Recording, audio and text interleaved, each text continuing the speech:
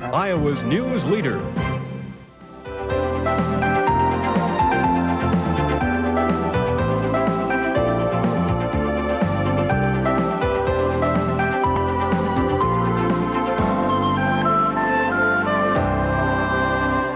And tonight, I come to tell you that I warmly, genuinely, wholeheartedly support the re-election of George Bush as President of the United States.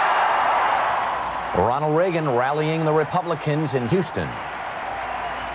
Good morning from the Astrodome. It is Tuesday, August 18th, and welcome to CBS This Morning. I'm Harry Smith, reporting all this week from the Republican National Convention. The former president was not the only speaker pushing for George Bush's re-election last night. Pat Buchanan, who challenged Mr. Bush in the primaries, threw in his support, too.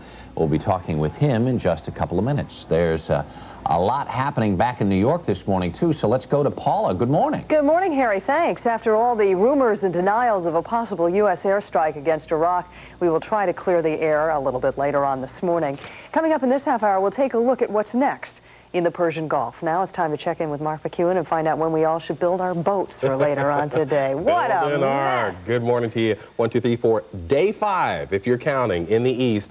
Gray, ugly, rainy. Gonna get another one today. Take a look at it. I'm not counting anymore. Oh boy, I almost have to get to my toes, fingers and toes. Down in Houston, though, not too bad from, let's say, the Appalachians down through parts of Texas. Going to be sweet, but you can see just to the north and the west of that area, you'll see more thunderstorms. Out to the west, hot, hot, hot again. We'll tell you all about it coming up.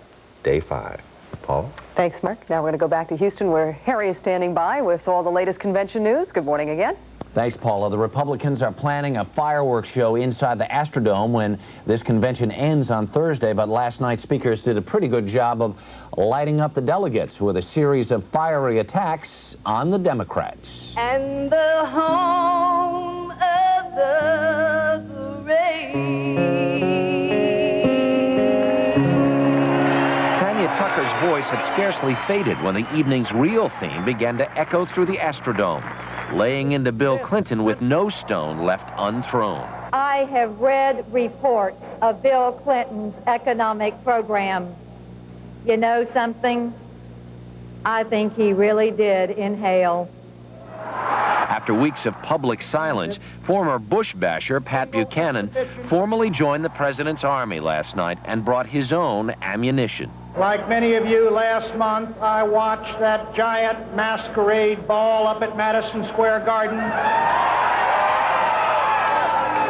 where 20,000 liberals and radicals came dressed up as moderates and centrists in the greatest single exhibition of cross-dressing in American political history. But the evening belonged to the grand old man of the grand old party, with the triumphant return of Ronald Reagan. Now, it's true, a lot of liberal Democrats are saying it's time for a change. And they're right.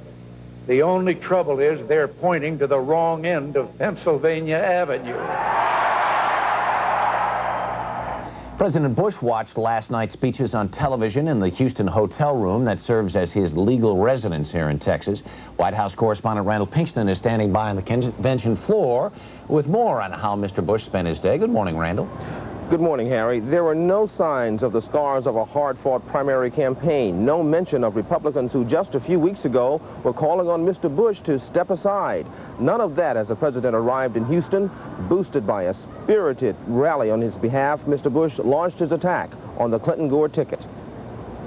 They'll sing any tune they think will get them elected. Say one thing in one place and then whisper something else in another, and we're not going to let them get away with it. There was no mention of the fight over the anti-abortion platform plank. Conservative forces successfully blocked the floor debate. And the president delivered strong endorsement of support for Vice President Dan Quayle, removing any lingering doubts about his place on the ticket. This guy stood there, and in the face of those unfair critics, he has never wavered. He has never wavered. And he simply told the truth and let the chips fall where they may. Mr. Bush makes no secret of relishing his role of underdog in this campaign, but still predicts victory in November.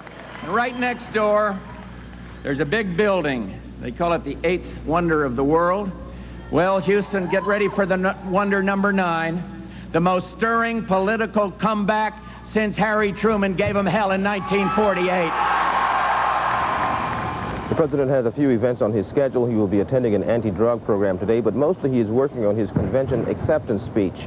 No word yet on whether it will or will not contain a major new economic initiative.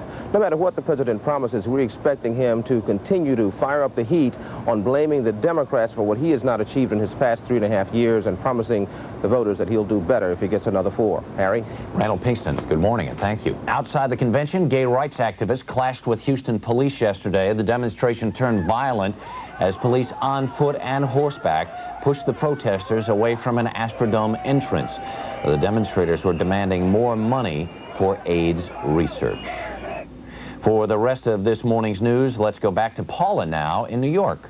Paula? Thanks, Harry. In the Bosnian capital of Sarajevo, civilians continue to bear the brunt of savage ethnic fighting. A hotel sheltering hundreds of refugees was set ablaze by mortar fire overnight. 5 people were killed. Many of the women and children who escaped the shells and the flames will join a convoy that will attempt to flee the city later today. But as Martha Teichner reports, for many in Bosnia, there is no escape. Living skeletons greeted the first government official from the West to see for himself conditions in Serb-run prison camps. The French Minister for Humanitarian Affairs, a doctor, was outraged at what he saw. Tell him, the guards ordered this man, that no one is allowed to die here. Part of hell. Part of hell on earth. In old cattle sheds, more than 3,500 prisoners sat on cement floors. Some of them wept silently. I'm rotting here, this man said. In their faces, haunted, hollow-eyed submission, fear. Have you ever been afraid that you'll be killed? There have been some thoughts. In a second camp, we were told of executions by men too frightened of the guards to be seen talking too long. It's military and bring outside from the... Yes. And I think 18 or 100 people is dead from these camps. 80 to 100 people died. In 2 months, yes. The atmosphere of fear was pervasive everywhere. We tried to get this same man to show us where the bodies were buried, but he said, no, the guards will, it's too easy to get spotted by the guards. It's a very tense situation. Paula? Martha, what does the future hold for those men that continue to be held captive? Well, that all depends on scrutiny. One of the things that the French minister said to us was that photography is the enemy of oppression. And unless Western officials, high-level officials, continue to go into these camps and continue observing conditions and push back the boundaries further, it'll all go away. The conditions will get bad. But only scrutiny by the West will prevent conditions from getting worse. In order to make them improve, people have to go in and keep looking regularly. Paula? Martha Teichner reporting from Bosnia this morning. Thank you. Time to take a look at the financial markets here this morning. The dollar is higher against the yen, lower against major European currencies.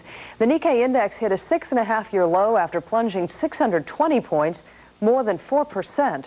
Wall Street starts the day with the Dow Jones Industrial Average at 33.24 after a 4-point loss yesterday.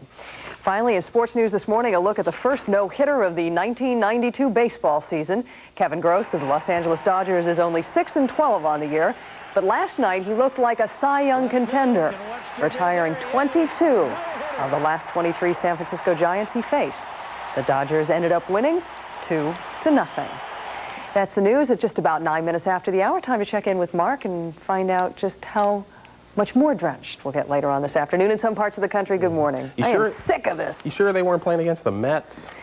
Sorry, Mark. The way the Mets have been going this year, who can tell? Let's talk about the weather right here. We have a tropical storm to talk about, Tropical Storm Andrew. It's 750 miles east of the Lesser Antilles. That's places like Nevis, Montserrat, also Barbados. It is the winds 50 miles per hour have been recorded in the middle of the tropical storm. It should stay below hurricane strength for right now. There is a chance of it strengthening today, but at least for the next 12 to 18 hours, should stay as a tropical storm. Moving to the west-northwest at 20 miles per hour. That's rather quickly as well, so we'll keep you posted on that. Let's take a look at what's going on. We have some some heat to talk about. Scorching heat. We go from a lot of moisture to a lot of heat. A lot of heat down through the southwest, record-setting heat down through portions like Phoenix or so. Going to be hot even along the coastline, 85 to 95 degrees down through Southern California, and hundreds up as far as just about all the way up to the Oregon border. That's some hot stuff right there, and hell, it's summertime, but not many people have been seeing stuff like this all summer. Let's take a look at what's going on in the rest of the country. Speaking of which, look at the temperatures in the east.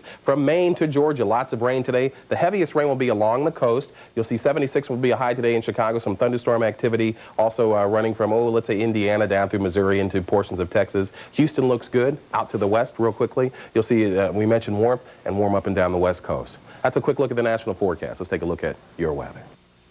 The only trouble spot in the state this morning will be some fog across north central and northeastern Iowa. Visibility down to about a quarter mile. By later today, though, partly sunny skies, mid-70s to upper 70s in the north, while southern Iowa today, upper 70s to near 80 degrees. Latest radar, latest satellite coming up. Now, down south we go to Harry. Harry? Thanks, Mark. In the early days of Campaign 92, President Bush's most outspoken critic was not a Democrat, but conservative Republican Pat Buchanan. Last night, Buchanan returned to the fold, saying that in a campaign about philosophy and character, George Bush wins, hands down. And Pat Buchanan joins us this morning from downtown Houston. Good morning. How you doing, Harry? You're giving the Prodigal Son Act a whole new meaning after last night. Did you ever expect to really find yourself addressing this convention? Well, I was doubtful during the primaries. I didn't know. It was a tough battle with the president. He beat us soundly. But I said, Harry, is way back in New Hampshire, people asked me, Pat, if you lose, will you endorse the president? And I said, I will. I'll be there. I'll endorse the president. And then I saw that Democratic convention and what the Democrats offer. And I'm endorsing the president with tremendous enthusiasm right now. And it's a little hard to take it seriously. We think back a couple of months ago, you called George Bush King George. You called the vice president Little Danny Quail. All right, Have you had a serious change of heart about all of this? Harry, compare what I called him, King George and Little Danny or Danny Boy, with what the Democrats called each other. Paul Tsongas called Bill Clinton a pander bear for all his pandering in the early primaries to various special interests. Down in Georgia, Bob Kerry's man called Bill Clinton commander-in-chicken because of his record during the Vietnam War. They were much more savage than I was on President Bush. And on philosophy, I've got disagreements of George Bush's policy decisions. But when you come to philosophy and where this country is going, George Bush and I, even though we have disagreements, are close together compared to the enormous distance between Pat Buchanan and what Bill Clinton and Al Gore offer America. I'm just curious, because certainly the message had resonance in this building last night. Do you think it reached beyond this building to the wider television audience? I think, Harry, where I was very strong in the primaries was on what you call Reagan Democrats, a lot of whom are Republicans and independents. You know, what I call conservatives of the heart. And there are people, they're the people I got.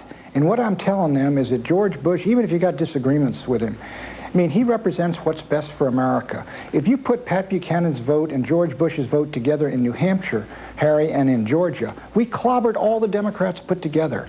If I can bring my people home to George Bush and Dan Quayle, we can win this election even though everyone has written us off. I'm a little curious, though, because the America that you talked about last night, I wonder if it's really about inclusion or exclusion. Does the word pluralism, is that a dirty word to you? No, it's not, Harry. Pluralism is not. But there are some ideas that are not equal. Gay marriages, homosexual marriages, aren't equal to traditional marriages between men and women. And that truth, I believe, ought to be sustained in law. And so I disagree profoundly. So homosexuals should not have equal treatment in America? No. Every American has the same constitutional rights. But this kind of conduct and behavior should not be condoned, I think, or approved of, or elevated in society to the same level as traditional marriage. Otherwise, Harry, we're going to get more of what we're getting. You grew up as I did in the 1950s, and a lot of things have changed for the better since then, but a lot of things haven't. And that's what people mean when they talk of family values. They think of what is being lost in this country that was so wonderful about its unity and a sense of decency and a sense of coherence. And I think this is what was really resonating out in Middle America. Harry, I found it when I campaigned. It is Middle Americans now who feel a sense of desperation about what is going on in their society. And this is what we're trying to get across at this convention, and I try to get across in my campaign. And honestly, a lot of folks that I know are friends of mine in journalism in Washington, they don't understand it. They really just don't get it. Pat Buchanan, we thank you for getting up early to talk to us today. Appreciate it. Harry, thanks very much. Paula? We're looking at 16 minutes after the hour. Next, conflict or compromise. What can we expect in the Persian Gulf? And still ahead on CBS this morning, let off some steam. It's actually good for your health. Plus, the art of telling stories to get results. And Robert Krullwich on what Mr. Bush has in mind for our economy and your taxes.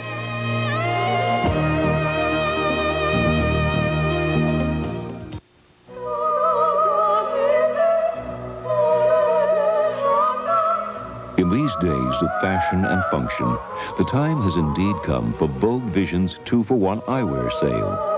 Bring your current eyeglass prescription to one of Vogue's 8 convenient vision centers or call for an appointment today with one of Vogue's certified optometrists.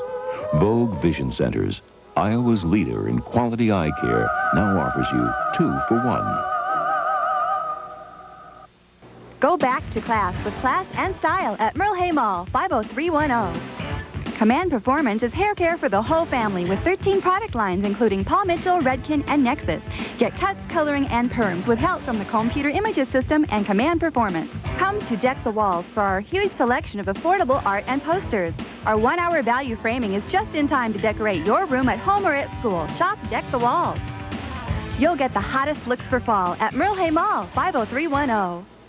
This is it. The sale you've been waiting for is at the Leather Shoe.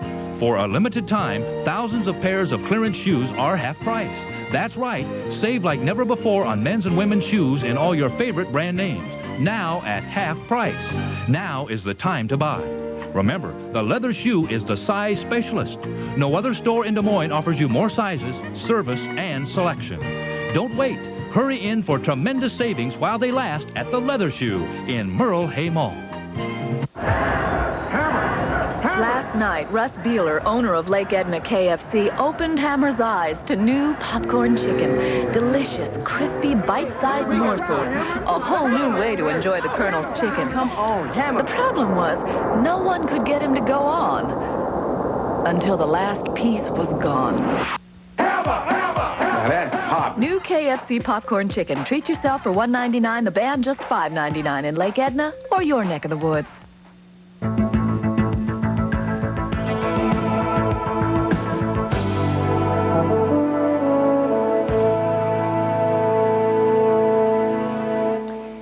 UN arms inspectors packed up and left Baghdad this morning with what they called important information on ballistic missiles. Unlike past inspections, there were no major showdowns with the Iraqis, but the U.S. had threatened to use force if the inspectors were denied access. David Kay was an inspector on one of those previous showdown missions. He is now the Secretary General of the Uranium Institute. He joins us from London. Here in New York, former Assistant Secretary of State Richard Murphy, who's now with the Council on Foreign Relations. Good morning to both of you. Thanks for joining us. Good morning. David, the UN inspectors are calling this mission a success, but it's still not clear why they postponed the inspection of a Iraqi military ministry. Why do you think they did? I suspect one important reason was the great desire not to appear to be the puppet at the end of American political string.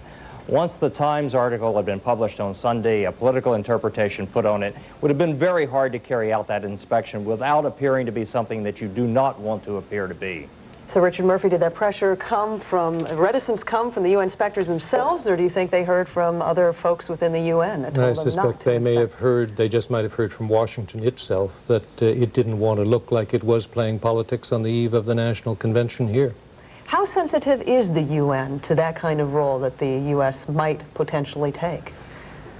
Well, the UN has to be able to portray itself and act as an independent force, but what I often see from our side is a reluctance to admit that we are the UN. We stand back and criticize the UN for not doing adequate jobs here or there. When we are the UN, they are us, and we're all part of it.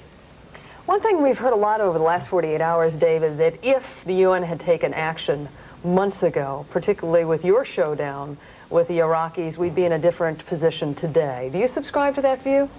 I think that's very true. I think in July at the Ministry of Agriculture, you had a clear standoff that no one would have put a political interpretation on. The Iraqis had provoked it. No one could have said that the Bush administration had. The failure to act there has put the administration in its current dilemma, and it's one it's going to have to live with until the election, and it's one that gives the initiative to Saddam Hussein, right back in a ballgame that I don't think anyone should want to be in. So does Saddam Hussein appear to be winning this last war of words? No, he's not a winner. He lost the war in '91. There is an increasing number of moves to intrude on his authority, to make him look impotent, and it is hurting him. It's embarrassing, it's galling that he's survived all this long, but he's not winning. And I think the UN inspection teams are doing a good job, everything I've heard. If there is provocation, David Kay, should we strike back? Well, I think that if there is a frustration of the inspection process, yes, we should strike back. The difference now is that there is a consensus around the world, and particularly in the region, that Saddam has to go. This did not exist at the time, the conclusion of the Gulf War. The difficulty now is finding the occasion to move that consensus forward to real action. The best opportunities, unfortunately, have been ignored. Does this no-fly zone that's being talked about that would cover southern Iraq further that goal? Oh, certainly does. First telling him that he can't fly north of the 36th parallel. Now you can't fly south of the 32nd parallel. It's all whittling down his authority in front of his own military. David I think Kay? it does, but you shouldn't overestimate it. For example, he could stop flying. He's only been flying fixed-wing aircraft for about the last 6 weeks, and still move against the Shias in the south and the marshes with the 5 divisions there. The thing is, what do you do then? Do you put ground troops, increased airstrikes? The administration is really not off the hook by just simply saying no-fly zones. David Kay, Richard Murphy, thank you both for joining us this morning. Thank you. We appreciate it. Let's go back to Harry now in Houston. Good morning again. Thanks, Paula. 22 minutes after the hour. Still to come on CBS this morning, the Reverend Pat Robertson. And all the news from the Republican National Convention here in Houston. Stay with us.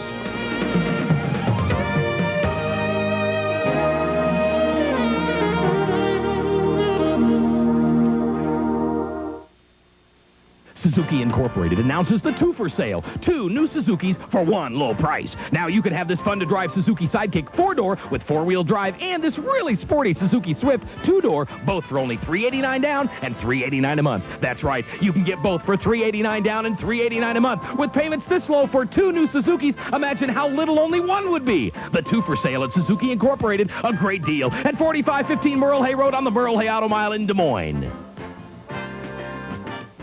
They give me a suit to wear at work. But when I go out to buy one for myself, I head for Foreman & Clark because, frankly, I hope my batting average never drops as low as their prices.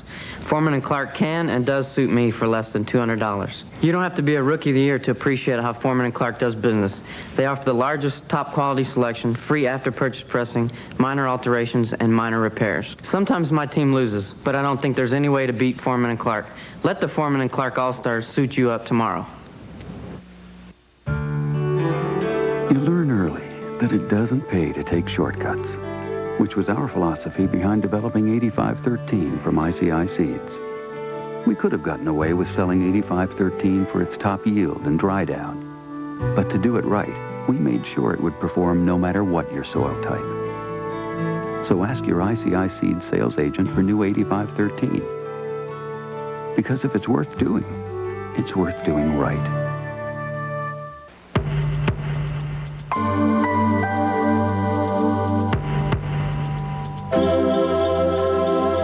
92 Mercury Sable with a restyled body, redesigned interior, and safety features unmatched by any other manufacturer in its class. Available dual airbags and optional anti-lock brakes. So think smart. Think safe. Think Sable. And think savings now at your Lincoln Mercury dealer. This TV8 News Break is brought to you by University Bookstore. And good morning, I'm Liz Murdy, and with this live news break, we can expect another pleasant day ahead. Partly cloudy skies and a high near 78 degrees. Currently in Des Moines, it's 63. I'll have the complete forecast in just a moment. As the Republican convention gets down to business, Iowa's delegates say the Republican platform will be a lot easier to sell in the Midwest than the one the Democrats have come up with. The Republican platform opposes price and production controls and calls for expanded use of ethanol. Republicans say the Democrats virtually ignored farm issues at their convention. As for the Democratic presidential campaign in Iowa, the Clinton-Gore ticket opens its headquarters today. The Iowa campaign headquarters will be in Des Moines. A grand opening will be held from 5 to 7 tonight at 1119 High Street. A neighborhood feud on the city's east side left 3 people suffering from gunshot wounds, but none seriously. Police say the feud began between the families of Jan and Gary Smith near 16th and Des Moines Streets, and Dee and Glenn Nicholson across from the street at 1655 Des Moines. After a day of window breaking and shouting, the fighting turned to gunplay. One man was shot in the legs, 2 other women shot in the arm. Police arrested the son of one of the victims. The Principal Financial Group is one step closer to getting a major downtown street blocked for a new building. TV8's Todd Magel has more on last night's Des Moines City Council meeting. If the giant Principal Financial Group gets its way, the city's skyline and the traffic driving below it are in for a big change. We feel this project is very positive for the city of Des Moines and for Principal. It's a win-win situation for both. The City Council apparently agrees, at least for now. It granted initial approval for the project. The Principal's 10-story building and public plaza is planned for just north of its headquarters. That means Keogh Way would close between 7th and 8th. Traffic on the major thoroughfare is then rerouted onto Park Street eastbound, and 1 block north, Center Street becomes a new one-way westbound. It's that major traffic change that prompts the one real criticism of the plan. Why the big rush? Why must this go forward without ample time for comment from those who will be adversely affected, such as those who drive Keogh, the downtown churches, which we've heard some complaints from, and so forth? But the principal says it needs the new space for expanding business now. This project did not have to be in downtown Des Moines. It doesn't have to be there. If the package can't be put together in a way that is beneficial for both the city and for Principal. The city of Des Moines is not about to close Keogh Way right away. Months of public hearings before various boards and commissions are expected. Even the Principal Financial Group is waiting to see if the deal is done. The company hasn't even hired an architect to design the new $40 million building. Todd Magel, TV8 News. Todd says the new building could mean 1,500 new jobs. I'll have the forecast right after this. Our children's education, a parental responsibility to ensure their heritage and our country's future. The University Bookstore is your educational partner with reading materials specially selected for their enrichment. Our titled works teach the joy, the adventure, the excitement of reading to expand their minds, stretch their limits, educate. University Bookstore, where books are a tradition. It's kind of cloudy out there right now, and it'll stay that way. Partly cloudy skies for today, a high of 77 degrees. Tonight, mostly clear with a low of 57. Tomorrow, partly sunny, a little bit warmer with a high near 80. The extended forecast, though, looking good. Partly sunny Thursday and Friday. A chance for rain on Saturday. Highs in the 80s and lows will be in the 60s. Right now, 63 degrees under partly cloudy skies. Winds out of the northwest at 5. That's my report for this morning. I'm Liz Murdian. Have a good Tuesday. For up-to-the-minute weather information, day or night, call the TV8 Weather Beacon forecast at 262-7173. Brought to you by your Lincoln Mercury dealers.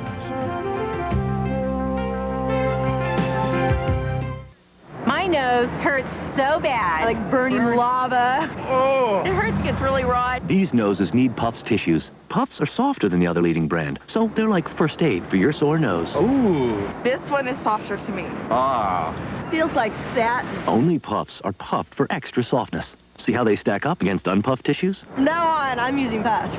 I'm so relieved. We have a winner here, folks. Puffs, first aid for your sore nose. Now that I found Puffs, I'm never going back, ever. In 1991, the Bears played the game the way it was meant to be. Single wing simple, leather helmet tough. 1992 promises to be another wild ride, and fans will be out there again to bear down with the Bears. Don't miss this NFL film special, Sunday afternoon at 1. Bears or Bears? Bears. Bears. In Ottumwa, tune to Channel 23 for better reception of TV8.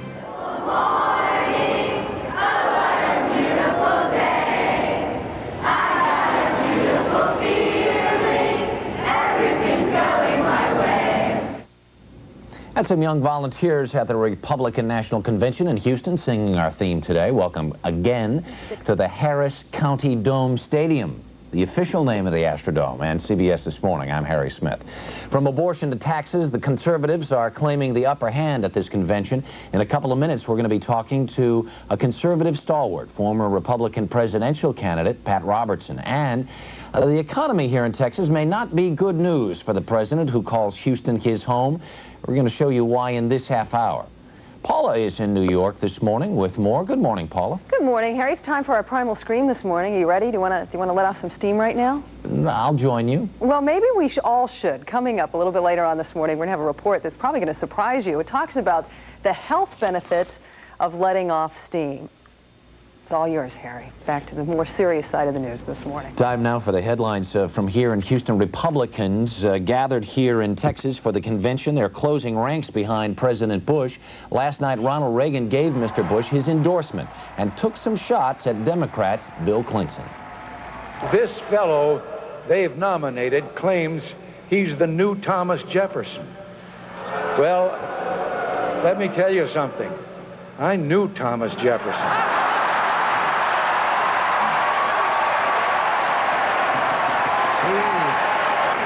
He was a friend of mine. And Governor, you're no Thomas Jefferson. Line of the night. Mr. Reagan said America cannot afford to take a chance on Clinton. Let's go back to New York now and get the rest of this morning's news from Paula. Good morning again. Thanks, Harry. The International Red Cross has begun a helicopter airlift of food and medicine to Somalia, but relief workers say 1.5 million people in the East African nation are threatened right now with starvation. We have a report from Barry Peterson. We do want to warn you, some of these pictures are graphic. The twin evils of Somalia, children running from a civil war raging almost everywhere. Hiding in a school where they already face the evil of death by famine. For this is a country committing suicide twice over. Once from a famine in a land once able to feed itself and even export food. Now a place where men die forgotten by the roadside. And suicide from warring guerrilla factions who offer quick death by random violence. The UN is trying to stop it. Somalia is a situation where a country has been torn from the inside by itself. The Red Cross has begun helicopter airlifts. The Americans are setting up an aid program. Relief workers believe they can at least save the children. In my heart of hearts, I have to believe that I can do something for these and that we can save most of them. But people have been dying here for months. This woman left for a few hours, searching for food. When she returned, her son had passed away. Nearby, her daughter struggles to survive. And so many others will be dead before Western help finally arrives in this cursed place. Barry Peterson, CBS News, London. In Iraq, the latest UN inspection effort has ended. UN inspectors packed up to leave after avoiding a potential confrontation over searching a ministry building. But tensions between the Baghdad government and the Gulf War allies remain high as ever.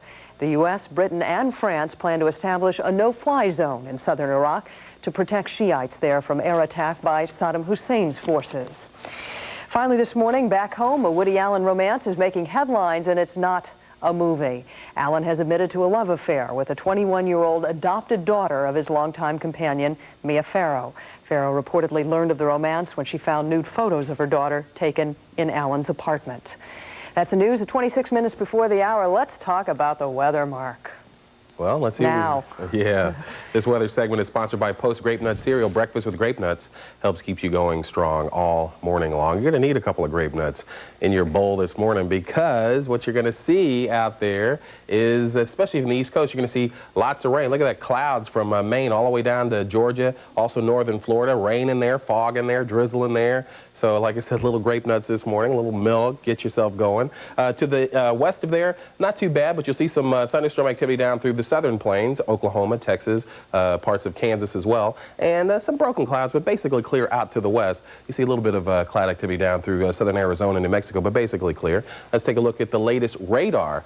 Big-time rain happening in Nuevo Jersey. We call it the mainland when we're here in Manhattan. That's what it looks like. Rain down in Cape May, Wildwood, places like that. Also down to Rising Sun, Delaware. Look at that big green blob. That's lots of rain. Also rain up into New England as well. The rain will be there pretty much all day long. Get used to it. Like I said, if this was your week to have the vacation, you're playing canasta all this morning with your wife. Let's take another look at the rest of the country. We saw the rain out to the west. You can see some rain Indiana down into Missouri-ish, down into the southern plains. We talked about that as well. Getting a little bit muggier down through the south than it has been. Still no rain in Houston. Of course, Harry's in the dome, so he doesn't care about that. 76 will be the high today in Chicago. To the north of that area, just a beautiful day. Very lovely. Temperatures in the 80s and in the 70s. Going to be real nice. Low humidity, real sweet. Out to the west, hot, hot, hot down through the southwest. Again, places like Las Vegas and Phoenix, they are getting near record temperatures. Up and down the west coast, though, still kind of warm. Washington, though, by the end of the week, you may be getting a little respite with some cooler air and some maybe a little bit of rain as well. We'll keep you posted on that. That's a quick look at the national forecast. Let's take a look at your weather. The only trouble spot in the state this morning will be some fog across north central and northeastern Iowa. Visibility down to about a quarter mile. By later today, though, partly sunny skies. Mid-70s to upper 70s in the north, while southern Iowa today, upper 70s to near 80 degrees. That's it. We have a wake-up call for Tampa coming up next. Harry? Thanks, Mark. 4 years ago, Pat Robertson challenged George Bush for the Republican nomination. Now he remains a pillar of the religious right in the Republican Party, and he joins us in the Astrodome this morning. Good morning. Good morning. Thanks for coming by. It's a pleasure. If you're not an evangelical Christian, or if you are not an obedient Catholic, is there room here for you? Oh, absolutely. I think so. I think what we're saying here is pretty much the mainstream of America, the same values that have made this country great. It speaks to middle America. You know, Richard Nixon talked about the forgotten majority kind of thing, the silent majority. Do you really believe that, though? Or is it, unless you fit these certain guidelines, the ones, for instance, Pat Buchanan laid down last night, unless you fit that, you are somehow outside of the mainstream? Well, take the belief in God. 94% of the American people believe in God, but the... And that's an awfully wide continuum, but you see, isn't it? The Democratic platform for 2 times now has left any reference of God out. We love to say the Pledge of Allegiance, one nation under God, but they've left it out twice. That's a major omission, it seems like to me. That isn't quote, right-wing. That's a pretty broad tent. Are there moral absolutes, do you think? Well, I think there are, but I'm not sure there necessarily are moral absolutes in political platforms. You know, I mean, speaking from theology, you know, this is I hate to say it's relative, but in certain areas we're comparing policies, comparing candidates. We're not, in a sense, running against God or some perfect man. We don't have any of those. I guess there was a tone last night, and there's a tone here almost because so much of the platform has been drawn up by conservatives. Most of the people on the floor down there are conservatives, and you just wonder if there's a kind of a moral line that candidates have to toe. And do you believe either of these guys really measure up? Really? Well, I don't think anybody would measure up to perfection. I really, including me, because there's a give and take in politics. They have to deal with Congress, they have to deal with the press, they have to deal with the electorate, and a leader cannot take people too much beyond where they want to go. So if the American people will not follow, then a leader will be out there in front and he will be massacred. And so politics is the art of the possible. That doesn't mean, though, when you have deeply held points of view that you're going to compromise them, but it does mean I think the Israelis call it the salami theory. You slice a little off at a time until you get the whole thing. There's a lot of talk about family values in this campaign. What's that mean to you? Well, it means to me, again, faith in God. It means to me the nuclear family primarily that we have always associated, a man and his wife, wife and her husband, children if there are children, cleaving together in some type of a unit, which in turn makes up society. It means, in my estimation, the ability and freedom to do what you wish in your life without harming your neighbors and to be free from intrusive government. That's traditional to me. It's kind of Jeffersonian politics. At the same time, though, that's also, just as you talked about that traditional family, the reality of so many American families is not like that. There are so many single mothers from all walks of life. It's not just isolated to a certain group. Life isn't really like that. Well, when you have half of the marriages ending in divorce, when you've got 14,500,000 children with single parents, it is a different world. But society, it seems like to me, should do something to put some barriers around family. You know, I heard someone say that a woman who votes for a divorce on demand, if you will, no-fault divorce, is like a turkey voting for Christmas. I mean, you know, it isn't good for them. They lose 70% of their economic wealth at divorce. The largest segment of the poor are single women with children. And it's a terrible thing, especially in the inner city. When you see, for example, in the black community, and I don't mean this as any racial slur, but 62% of the live births are to unwed mothers. That is a terrible tragedy that is building up this seething resentment like we had in South Central. You ever think about running again? Well, occasionally, but not really seriously right now. I'm delighted to help good candidates, and we've got a lot of delegates that came. They tell me that we've got more in '92 than I had in '88 when I was running. So it's encouraging to walk the floor and see people that say, I came into politics because of you. Pat Robertson, we appreciate you coming by this morning. Thank you. It's a great pleasure to be with you. Thanks. Paula? Thanks, Harry. 19 minutes before the hour. Stay with us on CBS This Morning for the healthy side of losing your cool.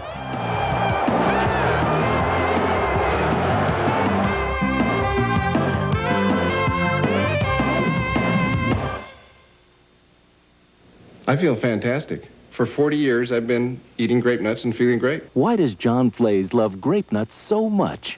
If I eat something like grape nuts that is fat-free, I feel good. Grape nuts, the fat-free natural energy source. I'm talking about a natural energy that stays with you all morning. I love the taste of grape nuts, and I like the texture of it. Trying other cereals brings me right back to grape nuts. Breakfast with post-grape nut cereal helps keep you going strong all morning long. Take a week.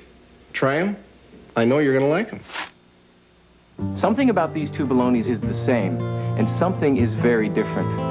Both have the word healthy in the brand names. Both are 97% fat-free, with only 1 gram of fat per slice. But one, Healthy Favorites bologna from Oscar Mayer was the clear winner in a national taste test. Sure, both bolognas say healthy, but when it comes to great taste, we're sure Healthy Favorites will be your favorite. Healthy Favorites from Oscar Mayer, the taste test winner. Nice going, Dad. Butter? Philly. Thank you. Looks good, doesn't it? Ounce for ounce, Philly cream cheese has half the calories of butter or margarine. Next time, batter your bread with Philly instead. Ordinary pickles are cooked, and most don't snap. Not Clausen.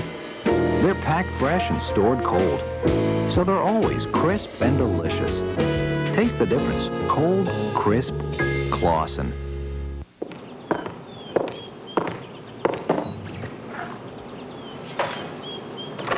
To make sure your kids get their stuff at school, come to Mailboxes, etc. We pack and ship, and we also send money with Western Union.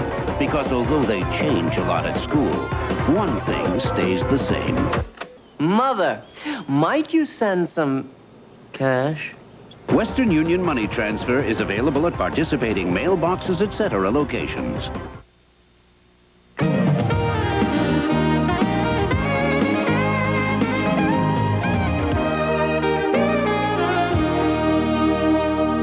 It's 17 minutes before the hour. There's a new study that supports what most of us suspected all along, that bottled-up emotions are bad for you. So when you're feeling down, talking about it could even help you avoid a heart attack. Those who hide their feelings have significantly increased heart rates blood pressure than those who express themselves openly. Dr. John Shedler is the author of the study, delivered before the American Psychological Association meeting in Washington. He joins us this morning. Good morning. Welcome. Good morning. The study's fascinating. Give us an idea of the individual profile that you're talking about in this study. What I'm looking at are people who look like they're very psychologically healthy, people who appear to be well-adjusted, who believe themselves to be completely free from emotional difficulties. And what we find is that on closer psychological scrutiny, many of these people are not psychologically healthy at all. They're vulnerable. Their appearance of psychological health is a facade. Do they really believe, though, that they are healthy, or are they just deceiving themselves? They're deceiving themselves, and they really do believe it.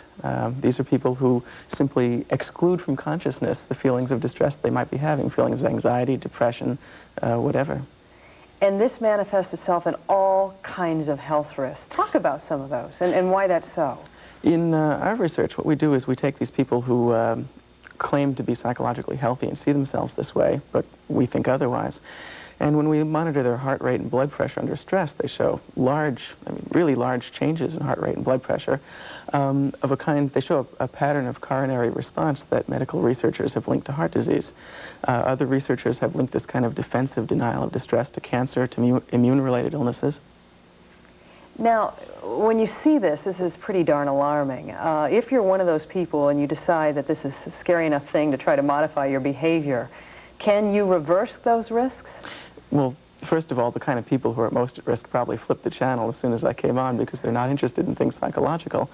But yes, you can. Studies show that people who openly express distressing feelings, whether to another person or just privately acknowledging them to themselves, have all kinds of health benefits. In fact, for people who participate in psychotherapy, there's a 73% reduction in the cost of medical care for inpatient medical procedures. What, like immediately you see this? Over the course of time. Immediately you see changes in immune functioning that you can measure in blood chemistry. You see a reduction in, sort of minor health problems, colds and flus and so on. And over the course of time, you see a major reduction in the cost of serious medical illness, hospitalizations and such. But initially, these people weren't willing to confront their problem. How do you encourage people to be realistic about what they are, in fact, hiding? The kind of people who naturally look inward and reflect about who they are and what's going on in their life don't need encouragement. The kind of people who are likely to defensively deny distress are going to see clues, only indirect clues. They may experience physical symptoms, headaches, stomach aches, back aches, fatigue, sleeplessness, things like that. And, instead of being sort of quick to brush it aside or take 2 aspirin, these are messages, messages that come to tell us that maybe something is wrong with who we are and how we're living. We should pay attention to them. So then what do you do, short of getting any sort of psychological counseling? Are there things you can do on your own? There's very good evidence that just opening up and confiding in others is a sort of wonderful preventive medicine. If you're lucky enough to know somebody who's a good listener, who can listen without judging or evaluating or giving you advice, but just listen, and you can sort of freely express what is disturbing you. This has a lot of protective benefits, health-wise. Just writing about it in a journal. A colleague of mine, James Pennebaker at Texas, did a study where he had people come in and write every day for a while. He said, explore your innermost feelings in writing. And these people showed health benefits, changes in the immune system, fewer doctor's visits in the future. Boy, if that doesn't encourage people to try to change their behavior, I don't know what will. Dr. Shedler, thanks for joining us this morning. It's been a pleasure. Appreciate it. 12 minutes before the hour. Coming up next, how the Bush economic program is playing in Texas, and more news from the GOP convention. We'll be back. This morning's health segment was sponsored by Senecot. Only Senecot works like second nature. I feel good. I knew that I would. I feel good. I knew that I would. So good, so good. I got you. Senecot laxative tablets work like second nature. Overnight, Senecot, the natural vegetable laxative. You'll feel so good so soon. So good, I got you. JCPenney, we've changed places. And our places have never looked better. From top to bottom. Front to back. Our merchandise is easier to find. And our selection is tougher to resist. And though we changed our stores from cosmetics to kids, one thing remains the same. Our great values. And great values are what make us JCPenney. Who's out there digging deeper, probing further, because inquiring minds want to know? The National Enquirer. This week, revealing how Joan London is desperate for cash because her husband is bleeding her dry. How Princess Di's second honeymoon with Charles became a nightmare. Why cops are investigating Stallone's son for attempted murder. Expert advice to beat loneliness. And startling swimsuit photos of Jackie O. The National Enquirer, in relentless pursuit, because inquiring minds want to know. At universities like this, clinical studies prove there's a way to lose weight simply and effectively without caffeine or caffeine nervousness. It's Dexatrim. Dexatrim helps you control your appetite so you can lose weight without feeling hungry.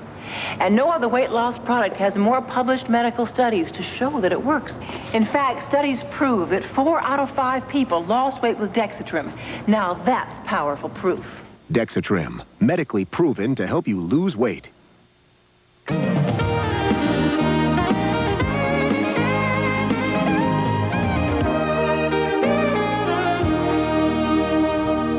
Coming up on 9 minutes until the hour, Sam Houston keeping watch in the city that bears his name, the city that President Bush calls home, is hoping for a shot in the arm this week from lots of Republicans spending lots of money.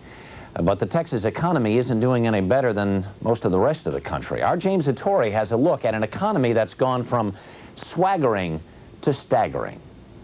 This platform is about the future. A future made more secure by the successful leadership of Ronald Reagan and George Bush. Republican speeches about new hope resound through the Astrodome. But in President Bush's home state, at an unemployment office a few blocks away from the convention, there is little optimism about the future. I've been unemployed since January of '91. I've actively been looking for a job. I'm a single parent. I'm over 40. I'm black and I'm female, so it makes it hard to find a job. Geraldine Dockery worked in the petrochemical industry for 10 years. She wrote President Bush twice about the plight of the unemployed, but got no answer. I'd like to tell him that there are people out here that do want to work, are willing to work. That just isn't anything for us to do. It'll be what, but they will call you.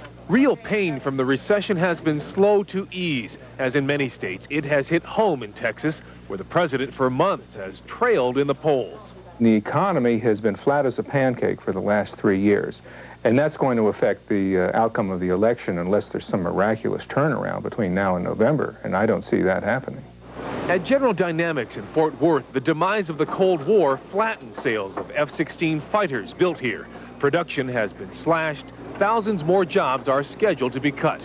Though President Bush could ease the cuts if he reconsiders his ban on sales of F-16s to Taiwan, no one's counting on it. Right now, you'd be kind of crazy to go out and buy a new house or a new car or anything. You can't depend on the future. You have no future. Though the unemployment rate here dropped slightly last month, Texans, like many Americans, lack confidence in the economy and may be waiting for a sign, a plan to lead them into better times. What Texans have going for them is that they've lived through the depths of an oil bust years before the rest of the country was hit by recession. And while many Americans are still reeling, Texans have learned to pick themselves up by their bootstraps and drill for new opportunities. Dallas-based DSE Communications has hit a gusher, making telephone switching and other equipment. In 10 years, sales have skyrocketed from $27 million to $500 million. And DSE isn't alone here. A half dozen other major communication companies have settled nearby. And we've truly made this Silicon Prairie, if you want to call it that, for telecommunications. It's been a boon to Texas. Even the traumatic demise of big oil in Texas has given rise to a spark of innovation. We've spent millions of dollars developing this. Oh, really? 4 years ago, Tom Bogle left the oil service industry and founded Tanknology, a successful nationwide company which tests for leaks in underground gasoline tanks. It is magnificent compared to the old business. I don't have to look at the price of oil going down every day, the number of rigs that are not running. And to do the work, Vogel has hired other displaced oil workers. Well, it's steady work, and there's a lot of it, and so that means food on the table for the families, you know. Steady work, food on the table. The simple basics of life that so many Americans want from their next president. James Hattori, CBS This Morning, Houston. It's 5 before the hour. We'll be right back. This portion of CBS This Morning was sponsored by MasterCard. Master the moment with the card that's accepted at nearly 10 million places worldwide. Finally, a chance to get away. Moments like this call for Gold MasterCard. We could find a romantic hotel. In Paris? It has the added credit you've earned. We could sneak off to the beach. Yeah, Maui. Plus, no card is accepted in more places at home and abroad. Or we could take a trip we'll all remember. Gold MasterCard, the best gold card to master the moment.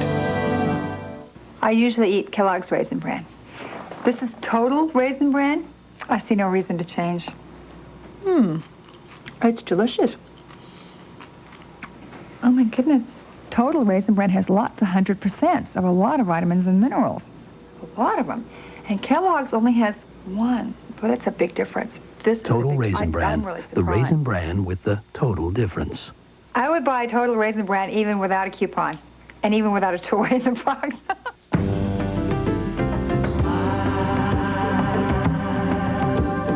All I need to see your Rembrandt smile. You make the world a brighter place. I love to see your smiling face. So smile. Rembrandt Whitening Toothpaste. Over 40,000 dentists recommend it for clinically proven safe whitening. It begins at dawn. They've come for you.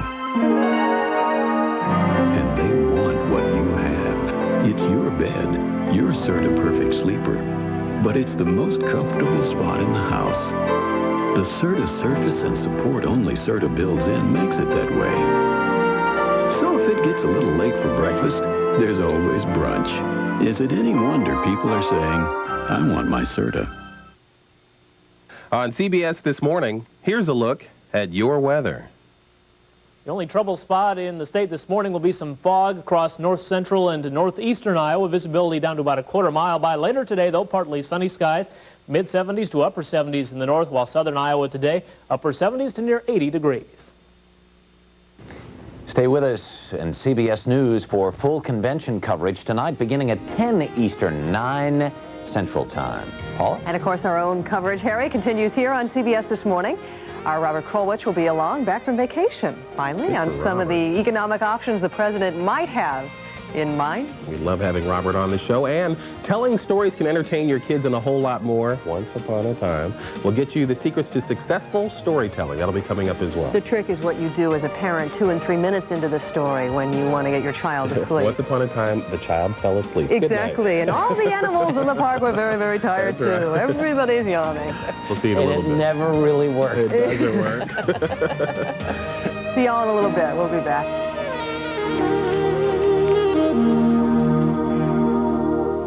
If you think you're out of the woods when the lab says you don't have Lyme disease, think again. A new report says the correct diagnosis is missed more than half the time. The story on the CBS Evening News tomorrow. A go-kart accident leaves a little girl in deadly peril. The bottom line was Trista was not breathing. Rescuers take a desperate gamble to save her. Rescue 911 tonight. 4 wild and crazy guys. It's great to be young and insane. Are about to give New York Arise and walk, my son. a big dose of reality. Just kidding. If they can just stay alive. Michael Keaton and Christopher Lloyd lead the Dream Team. Wednesday. This is crazy. I can relate to that. This is CBS. At ICI Seeds, we've learned a very important lesson from our customers. Patience. So while we could have come out with our 9 new hybrids last year, or even the year before, we didn't. Instead, we waited. Because just as good wasn't good enough. In a world of reruns and spin-offs, we took the time to give you something completely different. So come see your new hybrids from ICI Seeds. And by the way, thanks for waiting. Midwest's largest Autorama RV Center has rolled back prices. It's our 23rd anniversary sale. Buy this 91 27.5-foot twin or double bed mini home, only $24,955. Buy this 91 24-foot rear bed mini home, only $22,945. All have double air and remaining warranty. How about these 92 Rockwood 21-foot mini homes with Toyota V6 EFI and overdrive, only $24,850. Or your choice of 32-foot or 34-foot Phoenix brand new Class A loaded for $43,800. Drive to Des Moines and save at Autorama RV Center. It's fair dealing days at Quality Ford in West Des Moines. Every 92 car in stock at closeout prices. Festivas, just $135 a month. You keep the $1,000 rebate. Temples from $165 a month. You keep the $500 rebate. Taurus is only $295 a month. You keep the $750 rebate. Get a free pair of tickets to the fair for taking a test drive while they last. It's fair dealing days only at Quality Ford, I-235 and A Street in West Des Moines. Our deals are real. Molly Cooney on TV8, Iowa's news leader.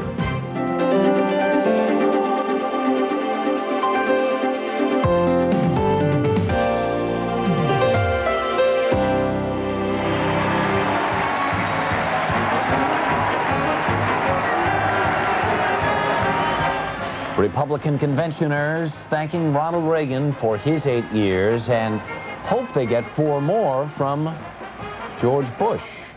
Welcome back to CBS This Morning from the Houston Astrodome and day 2 of the Republican National Convention. I'm Harry Smith. In this half hour, we're going to be checking in with our pack of political pundits to hash over the Reagan and Buchanan speeches last night and the messages we're going to be hearing throughout the week. Paula? Okay, Harry, thanks. Could it be true? George Bush and Honey, I Shrunk Robert Krullwich? Okay, Mr. President, we're almost ready. Can you hear me clearly? I can hear him loud and clear. Great, that's wonderful. Okay, so we'll be starting in just a moment, and then we'll begin. If you're ready, okay? You're ready to do it. Good, good. Is it raining? Here it's raining. Actually, it's raining very hard, actually. Is it raining? Yeah. Oh, for heaven's sake. We're about to be on in a minute. We're going to find out what Robert and the president are really up to. Here's a hint. It has something to do with jobs and taxes. Now, let's go back to Harry in the Astrodome. Good morning again. Thanks, Paula. Looks great. Here are the headlines this morning. President Bush says this convention marks the start of the real election season, and Mr. Bush is promising a Bush campaign, a tough Bush campaign. Last night, the Republicans rolled out the heavy artillery and stepped up their verbal shelling of the Democrats. Republican stars went into campaign mode with vigor and venom. Former President Reagan led the charge. They kept telling us with straight face that they're for family values, they're for a strong America, they're for less intrusive government. And they called me an actor.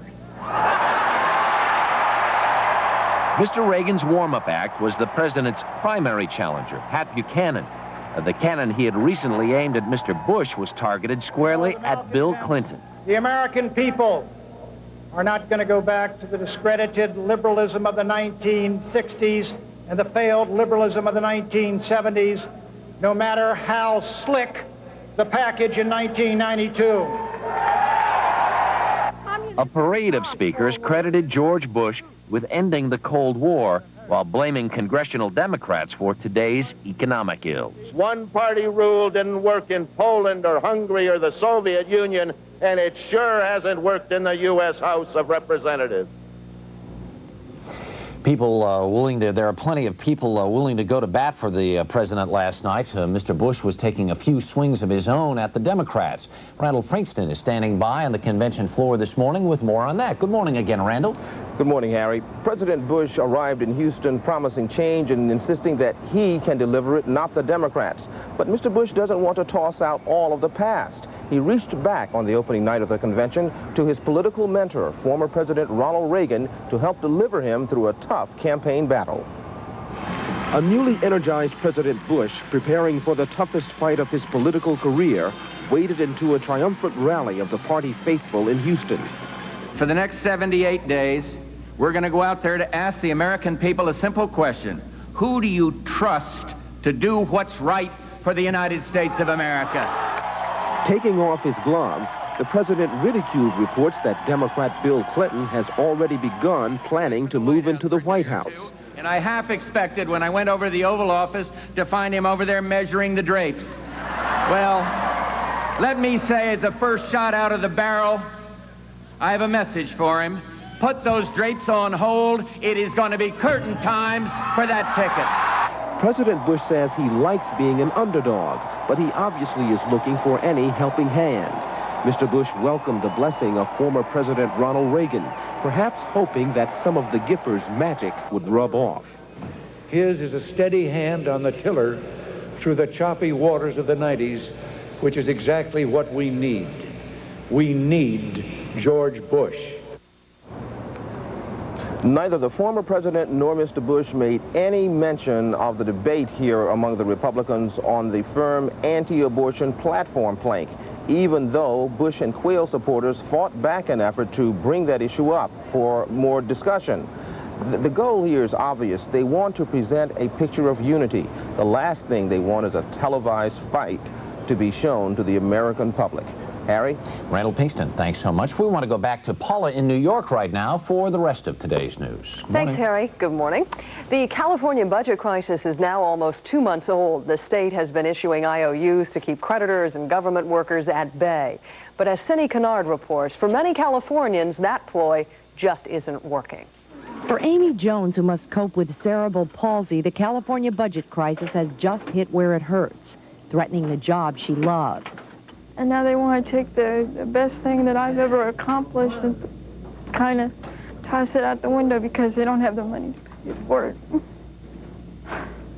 The nonprofit center where Jones transfers documents to microfilm runs out of money this week, the latest victim of a budget crunch that now threatens to close businesses and disrupt health care.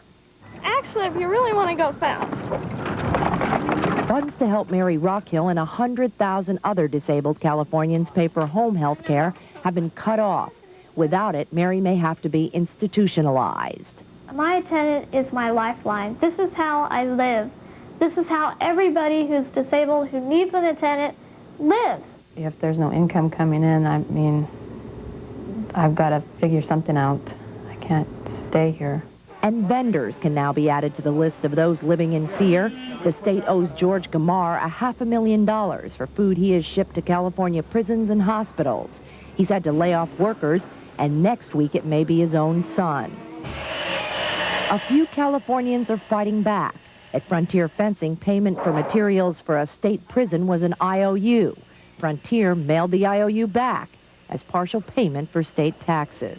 We're not sending them real money when they're sending us play money. But there won't be any money until the state resolves an $11 billion budget deficit, which leaves Californians like Amy Jones continuing to pay the price.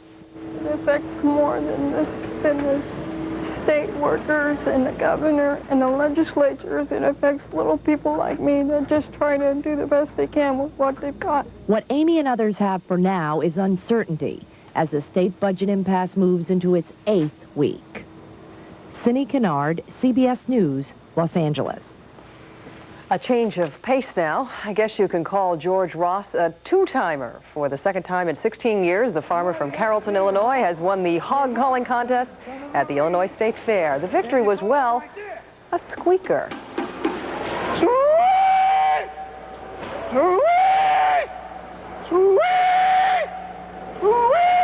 Okay, you've got to admit the man's got style. Farmer Ross collects $75 for finishing first. That comes out to about $1 a holler. That's the news at 8 minutes after the hour. What'd you think of that, Mark? Call hogs on the phone. That's what I would do. Phone home. Very interesting gentleman right there. We have a wake-up call this morning. Let's go down south, Tampa, Florida. And here it is. A little Thai activity going there.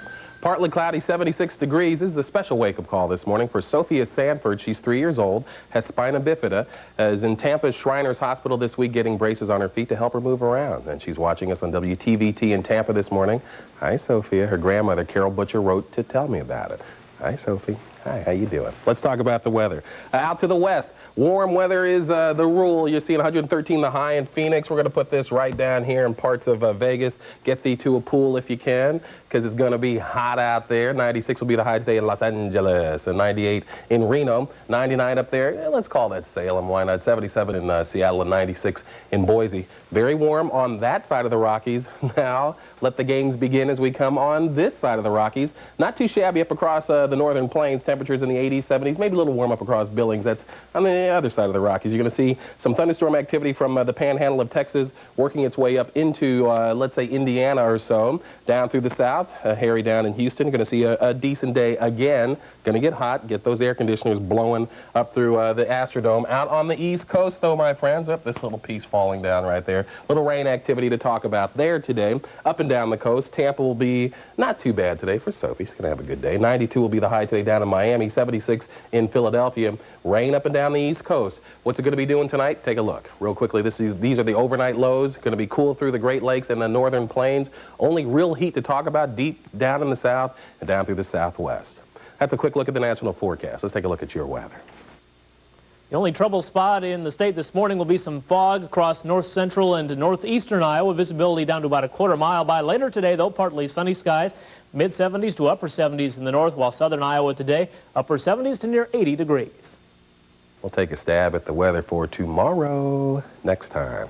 Harry? Thanks, Mark.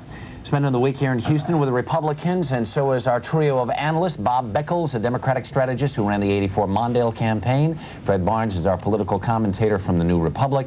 And Ed Rollins managed Ronald Reagan's re-election and co-managed Ross Perot's campaign. That's always going to be on your resume. Part of my obituary. It won't be in the lead. Let's talk about Pat Buchanan first. This is kind of the big broadcast for the Republicans all week long. Did they open with a narrow cast, Fred Barnes? Well, sort of a narrow cast, because the first thing they had to do was put together their base. And who better to put together the conservative base of the party than Pat Buchanan, whose speech I thought was very good, very generous towards George Bush, and didn't say anything he didn't believe. In other words, he didn't praise George Bush for Desert Storm, because Pat opposed Desert Storm. So Pat Buchanan and Ronald Reagan went on offense. I think the conservatives are going to be there for Bush. Should the Republicans have invited Pat Buchanan to talk last night? Oh, absolutely. It was critical. It was critical to put party unity together. Pat Buchanan got 3 million votes. If this is a close election, those 3 million votes could be the margin of victory. But where are they going to go anyhow? Well, they might not have voted. Obviously, they didn't vote for Bush. They're not going to vote? They might not vote. There's also this great myth about Republicans having conservatives have no place to go. They cannot vote too. They can vote for congressional candidates. So it was important. That thing was so narrow. Nadia Comaneci couldn't have balanced on that, baby. I'll tell you something. Two things about that. First of all, that was the most reactionary speech ever given in a televised convention, and I believe the devil wrote it. And don't sugarcoat it. No, I don't want to sugarcoat. No, listen, Pat Buchanan, I think, did disservice to the Republicans last night. It was so reactionary, so negative. Taking on Hillary Clinton is not that good an idea. And frankly, he knocked Ronald Reagan off of prime time on the East Coast. I think when they said they should make Pat Buchanan walk across glass before he spoke here, somebody should have broken bottles down here. You guys are kidding. You're out of your minds. That brings up a good point, though, is this whole business, especially in this campaign. Here's Pat Buchanan, quotes Hillary Clinton's law text out of context. She was talking about, does a 12-year-old kid who's being abused by his parents have any legal recourse? That's what that's all about. But if he gets up there in front of prime time and says that sort of stuff, that kind of stuff sort of has some resonance. Yes, no, Fred, what? It does, and I think it's a mistake. I mean, there's something about Hillary Clinton that just draws these attacks from Republicans and conservatives, and I think they're at the point of now of piling on. It's counterproductive. It really is counterproductive.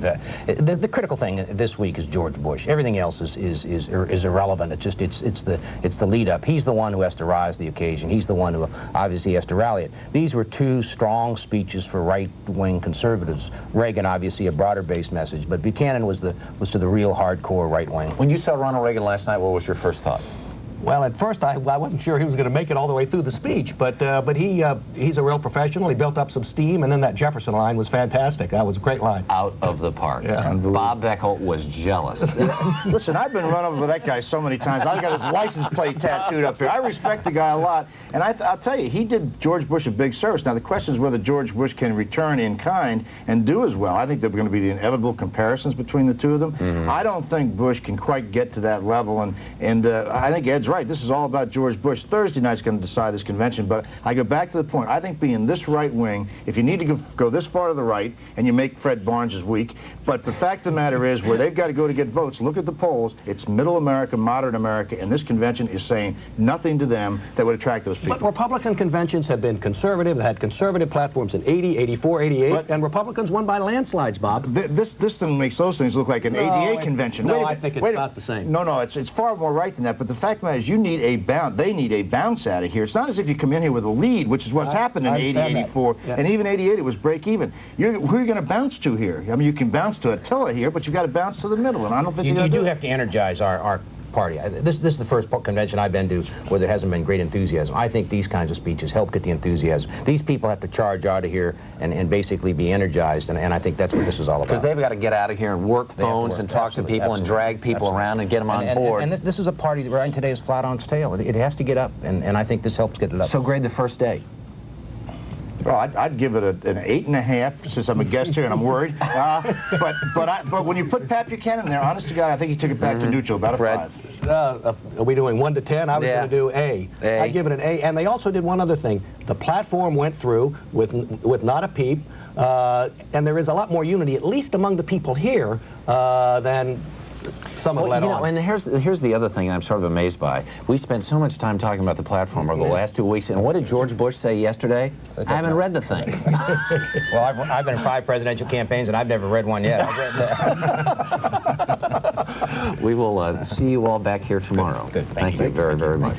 Paula? Thanks, Harry. 15 minutes after the hour. Coming up next, what this week in Houston could mean to your taxes. Tomorrow, our convention coverage takes you to old-time Texas. Plus, Money Editor John Stair sheds some light on moonlighting and health news about postponed pregnancies.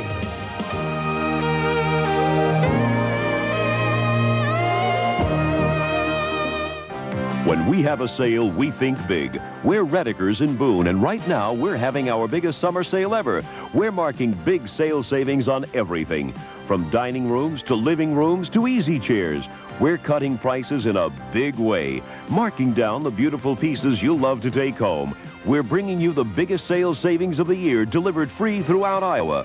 Our summer sale selection won't last long. Hurry to Redekers in Boone.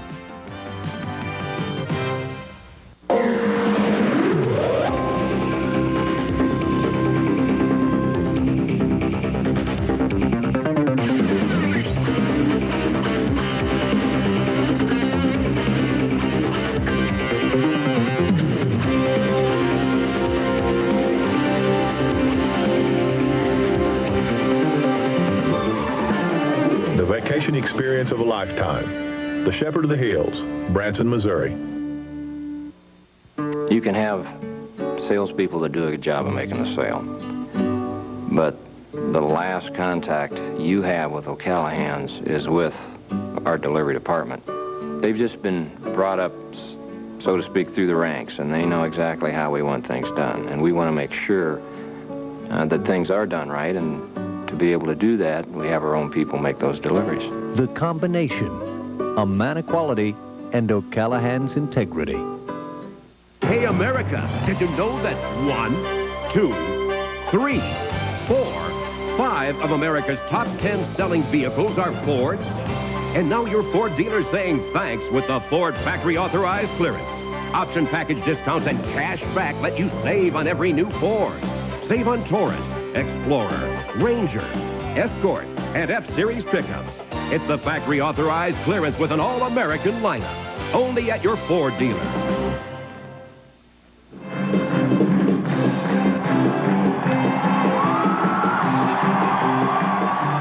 This Thursday, President Bush addresses the convention in Houston. He is expected to tell voters what he plans to do in his second term if he's reelected. There is, of course, particular interest in his economic program, and Robert Krullwich is here with a look ahead. Welcome back from vacation. Thank you. Nice to have you back with us. Thank you. President Bush told Time magazine this week that he plans to come up with some new economic proposals, but campaign officials are saying don't expect too many specifics of the speech on Thursday. Still, clearly, as he prepares for this convention, the president is being pulled in 2 different directions on economic policy. On his right, of course, are the classical supply-side conservatives, like him. Mr. President, listen, do you want to get reelected? Here's the way you do it in 2 simple words. Cut taxes. That's it. Don't turn away, Mr. President. Listen to me. Big tax cuts help the economy grow. It worked for Ronald Reagan. Could work for you. You want to be reelected, don't you? Of course you do. Look at that smile. The point is, Mr. President, what people really care about is getting a job, getting a raise, and taking care of their families. Now, you propose the kind of tax cut that will get us out of this recession and get the economy growing again. People will vote for you. But you've got to show them that you've got a plan to do it. Because look at this. Here's economic growth under President Carter. And here is economic growth under President Reagan. And here's your record. Now, you've got to convince people that you can do better than this in your next term. So to turn things around, you've got to come up with some major tax cuts. And then people will say, okay, he's going to cut my taxes and create jobs. Jobs. That's what people want to hear. Don't do it, Mr. President. It's dangerous. I know it. I know you know it. Of course you do. Well, here he is, the don't do it Republican. I am a moderate Republican. Moderate, like paralyzed. Well, I'm just here to remind the President the last time there was a giant tax cut, remember what happened? Back in 1981, at his California ranch, President Reagan signed one of the biggest tax cuts in American history. There. And he said that the deficit would then get smaller. That is the tax program. Well, here's the deficit in 1981, and here it is this year. And, Mr. President, when people see deficits this big, they get scared. And as a result, there's no way you can cut taxes without people wondering what's going to happen to the deficit. That's just people don't care about the deficit as much as they care about their jobs. No, the jobs will come with a balanced budget. That's the truth. No, they'll come with a tax cut. Let's talk about the balanced budget. That's what you got to do. Boring. Talk about a tax cut. The budget. Tax cut. Budget. Tax budget. Tax budget. Now, this struggle to get the president's ear and to convince him to one side or the other, either the tax cut side or the balance, the budget side, it continues right into this week. At the start of the week, the conservative Jack Kemp goes on television and says, we need a strong, fast, big proposal emphasizing tax cuts in order to get this campaign off the ground. And Senator Dole on NBC says, no, if we do that, it would be a terrible mistake. Increasing the budget deficit at this point would be bad medicine, he says. So the struggle just rolls right on. I just get rid of the messenger, Robert Krullwich, on both sides. Yeah, I'm sure. So what is the president expected to call for Thursday night? There are probably not going to be specifics, but there is good intelligence that says that the president will tilt a little bit toward the right. He will promise in his speech that if he's reelected, he will give the American people more tax cuts. What will they be? Maybe small rate cuts, 2 or 3%, or maybe exemptions, bigger exemptions. If you have a big family, you get big savings that way. Or, obviously, capital gains cuts. Maybe he could do it unilaterally, some are saying a little bit. So there will be tax cuts, he will say. At the same time, however, he will tell his audience, the nation and the convention, that he does not want any of these tax cuts to inflate the budget deficit. Well, that's what everybody's talking about. How's he going to do that? How is he? Or maybe the candidates aren't talking enough about that at the moment. I think that he will make 2 arguments. First of all, he will come up with some spending areas that haven't been talked about a whole lot. The platform does mention, for example, how expensive it is to run the Congress, the huge size of the staffs there. Mm-hmm. The platform says cut the staffs of every member of Congress by 25% and save X amount of money. You can expect to hear spending cuts aimed at the other branch of the government, I would guess. And he will also make repeatedly the refrain, which is an arguable case, by the way, that the Clinton-Gore campaign has a lot of things they want to do, but it is not clear they have come up with exactly how to raise the money to pay for all that. And he will point to that gap and says, you elect those 2 people, you will get a gap, and if you elect us, you will not see that gap. Are you talking about a big dent in the deficit, though? A big increase in the deficit or big taxes is what he will argue the Democrats are going to give us. Robert Krullwich, thanks. 22 minutes after the hour. Let's go back to Harry now in Houston.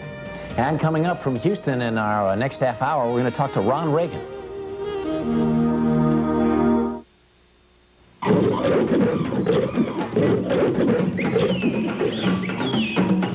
Since the dawn of time, man has studied the face of the beast. Now you can witness nature as never before. Life magazine and WNET present the world's premier wildlife cinematographers who ventured into the jungles, traversed the Arctic wastelands, and explored beneath the seas to produce the best wildlife footage ever seen. These are breathtaking images, the choice moments from one of the most highly acclaimed nature documentaries in the history of television. Life magazine proudly presents one of the finest wildlife videos ever produced. The Greatest Moments in Nature. This extraordinary program from the Nature Video Library took years to document and is available nowhere else. And now this collector's video can be yours free with your paid subscription to Life magazine. You'll receive 13 issues of Life, including 2 special issues, The Year in Pictures and 40 Years of Rock and Roll, all for 4 monthly payments of only $7.97 each. Life magazine is the picture monthly that keeps you in touch with the human side of major events and takes you behind the scenes to the colorful, touching, dramatic, and personal stories of today. Let Greatest Moments in Nature take you on a 45-minute journey into a world that few people have ever seen. Call now and we'll also include a unique photographic journal chosen from the finest animal photography featured in the pages of Life. So call now and get this spectacular nature video, 13 issues of Life, including the 2 special issues and the Wildlife Journal. Take advantage of an incredible offer that won't last long. Call now. Good morning, John McLaughlin with his TV8 News Break. Pretty good day of weather coming up again today. Partly sunny skies expected with an afternoon high near 78 degrees. Right now, clouds over Des Moines and 66. We'll have more on the weather in a few moments. As the Republican convention gets down to business, Iowa's delegates say the Republican platform will be a lot easier to sell here in the Midwest than the one the Democrats came up with. The Republican platform opposes price and production controls and calls for expanded use of ethanol. Republicans say the Democrats virtually ignored farm issues at their convention. As for the Democratic presidential campaign in Iowa, the Clinton-Gore ticket opens its headquarters today. The Iowa campaign headquarters will be in Des Moines. The grand opening will be held from 5 until 7 tonight at 1119 High Street.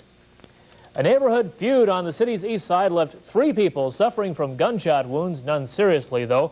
Police say the feud began when 3 families of Jan and Gary Smith near 16th and Des Moines streets, along with Dee and Glenn Nicholson across the street at 1655 in Des Moines, started window breaking and shouting. The fighting then turned to gunplay. 1 man was shot in the legs. 2 other women were shot in the arm. Police arrested the son of one of the victims. And the Principal Financial Group is one step closer to getting a major downtown street closed for a new building. TV8's Todd Beckel has more on last night's Des Moines City Council meeting. If the giant Principal Financial Group gets its way, the city's skyline and the traffic driving below it are in for a big change. We feel this project is very positive for the city of Des Moines and for Principal. It's a win-win situation for both. The City Council apparently agrees, at least for now.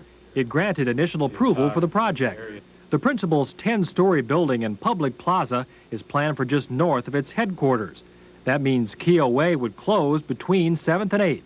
Traffic on the major thoroughfare is then rerouted onto Park Street eastbound, and 1 block north, Center Street becomes a new one-way westbound. It's that major traffic change that prompts the one real criticism of the plan. Why the big rush? Why must this go forward without ample time for comment from those who will be adversely affected, such as those who drive Keogh, the downtown churches, which we've heard some complaints from, and so forth? But the principal says it needs the new space for expanding business now. This project did not have to be in downtown Des Moines. It doesn't have to be there. If the package can't be put together in a way that is beneficial for both the city and for Principal. The city of Des Moines is not about to close Keogh Way right away. Months of public hearings before various boards and commissions are expected. Even the Principal Financial Group is waiting to see if the deal is done. The company hasn't even hired an architect to design the new $40 million building. Todd Beckel, TV8 News. The new building, though, could mean 1,500 jobs for the Des Moines area. When we come back, we'll take a complete look at a very mild central Iowa weather forecast. Something about the dealer who takes the time to care, who knows the value of service, that's always friendly and fair. Mid-States Ford, we go that extra mile. Mid-States Ford, we give that extra smile. We're leading the way, come see us today. Mid-States Ford, your family's Ford truck store. Des Moines area weather forecast. We're looking for partly cloudy conditions today. A high temperature of 75 to 80. North winds today. Then for tonight, mostly clear skies. A low of 55 to 58. Tomorrow, a day similar to today. We should see partly sunny conditions. High temperature near 80 degrees. And the extended forecast as we head into state fair time. Temperature is warming a little bit. We'll see highs mainly in the 80s, overnight lows in the 50s and 60s. In Des Moines now with clouds, we're looking at 66 degrees. Winds have picked up out of the northwest to 12, humidity up to 90%, and the barometer steady at 3008. That's it for now. Back at noon with a complete update, and we'll see you then. For up-to-the-minute weather information, day or night, call the TV8 Weather Beacon forecast at 262-7173. Brought to you by your Lincoln Mercury dealers. This is it. The sale you've been waiting for is at the Leather Shoe. For a limited time, thousands of pairs of clearance shoes are half price. That's right, save like never before on men's and women's shoes in all your favorite brand names. Now at half price. Now is the time to buy. Remember, the Leather Shoe is the size specialist. No other store in Des Moines offers you more sizes, service, and selection. Don't wait. Hurry in for tremendous savings while they last at the Leather Shoe in Merle Hay Mall. You know what tastes better on Grant's Farm bread? Toast tastes better, jam is nicer. Everything tastes better on Grant's Farm bread.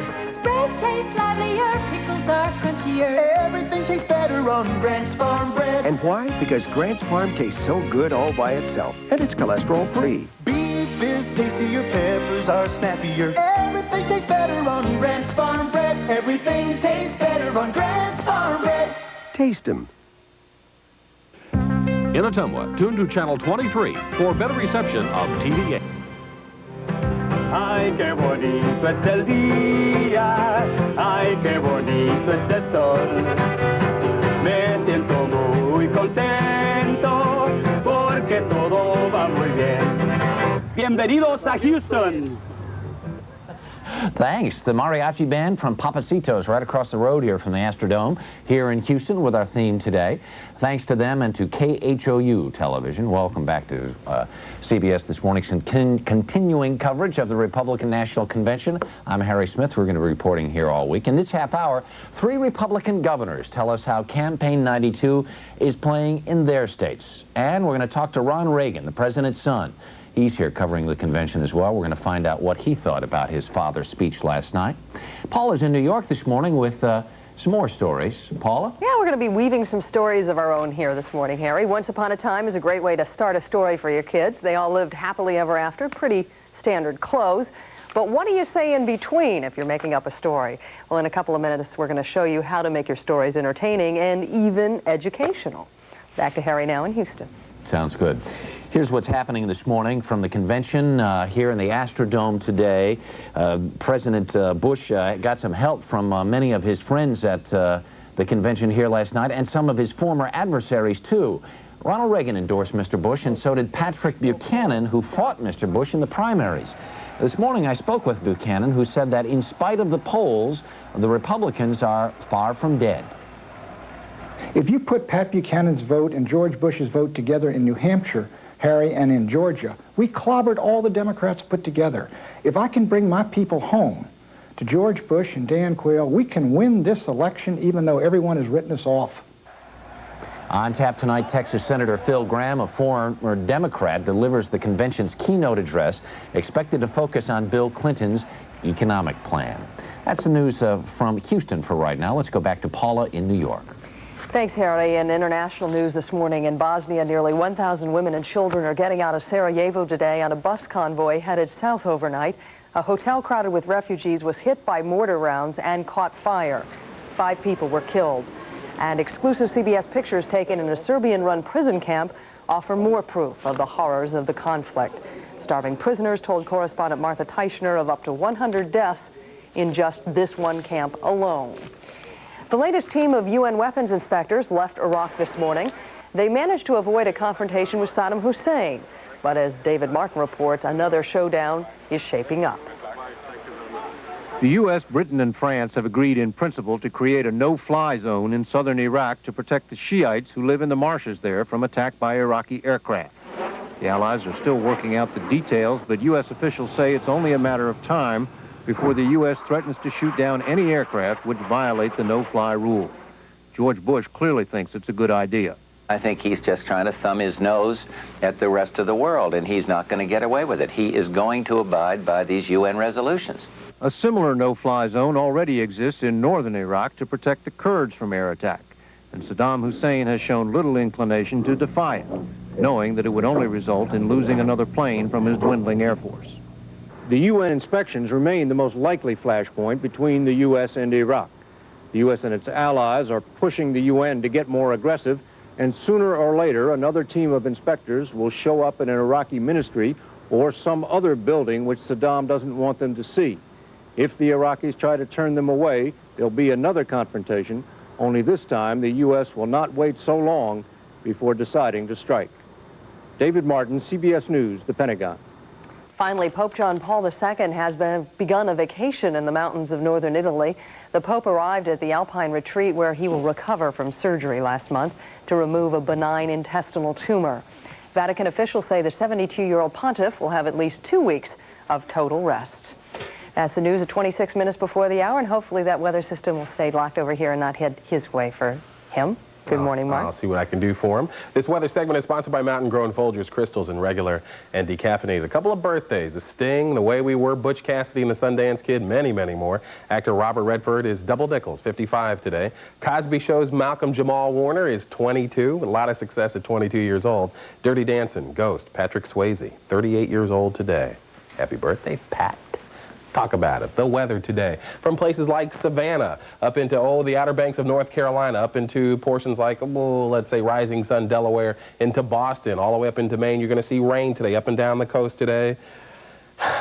It's getting kind of boring. It's raining so much. How about that, huh? You come about 100 miles, 150 miles inland, you have a pretty peachy day. Western New York, western Pennsylvania, all the way down in the deep south, you're going to see a nice day. Humidity levels slowly building. They will get, you'll see them higher tomorrow. As you come a little bit further to the north from the south, you're going to see some rain from Indiana all the way down into the panhandle of Texas, thunder in those clouds as well, some lightning in there also. To the north of there, a pretty decent day. Out to the west, hot, hot, hot, hot, hot, hot, hot. That's 6 hots right there. You're going to see warmth down through the southwest. Up and down the west coast, it's going to be warm as well. 96 the high, and Boise is going to be warm inland also.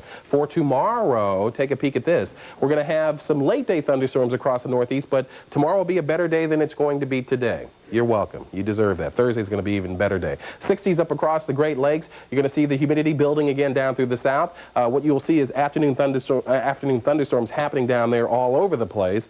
Scattered afternoon thunderstorms, so it's kind of hard to pinpoint them. When it gets hot, that's what happens down there. The central to northern plains is going to be real nice, especially the northern plains. Out to the west, still hot down through the southwest, still hot up in the northwest, hot from the Rockies on out to the west coast. Let's go surfing now. Everybody's learning how. That's a quick look at the national forecast. Let's take a look at your weather. The only trouble spot in the state this morning will be some fog across north central and northeastern Iowa. Visibility down to about a quarter mile. By later today, though, partly sunny skies. Mid-70s to upper 70s in the north, while southern Iowa today, upper 70s to near 80 degrees. That's the weather. Now to our surfer, Harry Smith, down in Houston. Thanks very much, Mark. The president's domestic policy is the issue in Campaign 92, and that includes the economic burden that has fallen to the states. With me here at the Astrodome this morning are 3 Republican governors, John Ashcroft of Missouri, South Carolina's Carroll Campbell, and Tommy Thompson of Wisconsin. Good morning. Good morning. Thanks very much for coming in. President is behind in Wisconsin, badly behind in the polls in Wisconsin and Missouri. Is there political risk for you to come here and be so visible in supporting the president? Absolutely not. And then the polls are closing up in Wisconsin. And I think that people are starting to realize that in September and October, when they're going to make up their mind, that President Bush is the right person to be at the helm of this country. Governor Ashcroft? No, I think Tommy's hit the nail on the head. 33-point gap a couple of weeks ago, 17-point gap earlier this week. That kind of momentum moving in the right direction would take any risk out of it, although I don't think any of us here is worried about the risks so much as we are the principles that the president stands for, and those are the right principles to help our states. Both of you have engineered significant, innovative social programs. Do you feel like you have really gotten that same kind of innovation from the Bush administration? Absolutely, because in welfare, where I've come up with some pretty fantastic ideas about trying to help people get off of welfare, I couldn't have done it without the Bush help, without the president's help, by giving me the waivers necessary to start welfare reform in Wisconsin. That's true about our Parents as Teachers program in Missouri, which is internationally known. 37 states have adopted, or school districts in 37 states have adopted it. And President Bush's focus on Head Start has been a good marriage with our Parents as Teachers program for early childhood education. No president in the history of this country has come even close to recommending and funding Head Start, helping kids be ready for school, ready to learn at the time they hit the schoolhouse steps, like President Bush has. I'm interested, you know, everybody has put a lot of focus on Governor Campbell here, who's a designated bulldog down in the South. Is there a way that the role of the surrogates can be lifted some way above that of the slingers? I don't know that it's a slinger. I think the other campaign has very carefully gone out and said that anybody that dares to attack them on their record or on what their platform is somehow a bulldog, a slinger, a fighter. It's fine for the Ann Richards to do what she wants to do, fine for the Roy Romers, fine for they're all friends of mine. But they went out and campaigned on issues. We're going to campaign on issues. We're going to challenge things that we think are wrong. That's what a campaign is all about. And for anybody in the media to even insinuate that, you know, that's not the thing you should do. You shouldn't challenge somebody. Isn't there really to inoculate the other side from having to answer the question. Isn't there a difference, though, between talking about the issues and then some of the stuff that we've heard over the last couple of days where the U.S. Treasurer comes out and reintroduces subjects and talking about marriage infidelity and all that other stuff? Well, I'm not any party to that. If you've listened to anything I've said, I've talked about taxes and economic policies and the things that he's going to do to lose jobs. I want to go back to something you mentioned a while ago. George Bush's administration is backing one of the most innovative programs going on in America today. In my state, we're starting a trial program to do absolutely away with food stamps, stop the fraud, stop the cost of printing, stop the cost of mailing, by putting a debit card for the food stamp people so that they can go to the grocery store with dignity, use a debit card against an account. It eliminates fraud, it gives dignity to people, and it lowers costs. That's an innovation of this administration. It's on a trial basis going in our state. And you heard Tommy Thompson, you heard John Ashcroft. This administration has a lot of things going on out there for the good of this country. Does it worry you, though, because when you come to this convention, most of the delegates out there are really more the conservative part of the Republican Party. Certainly the platform is a very, very conservative platform. Does that make that somewhat difficult for you, then, as you go back to your states? It doesn't for me, and I'm sure it doesn't for the others. Does it really represent who you are? Well, not entirely, and I don't know if any platform does. There are things in that platform that I support enthusiastically, others that I'm lukewarm on, and others I could find fault with. But overall, it's a statement of principles, and statement of principles of the Republican Party that I believe in very strongly, and I think most Republican candidates and Republican delegates here do as well. Is everybody on board this week? Well, I'm on board, and let me just make a comment about the platform. It was shaped after hearings on the West Coast, in the great western basin of this country, and in Middle America, and clear out on the East Coast in Washington, D.C. We had 10,000 people participate in the platform. I think there's a lot of common sense in that platform, and I don't think we're going to have trouble with the platform. I think it'll be one that the people subscribe to in this November election. Well, Governors, we appreciate you coming by to visit with us this morning, this hour of the day, here in the Central Time Zone. Oh, Harry, it's not so early. 18 minutes before the hour. Coming up next on CBS this morning, how to tell stories that teach your kids and entertain them too.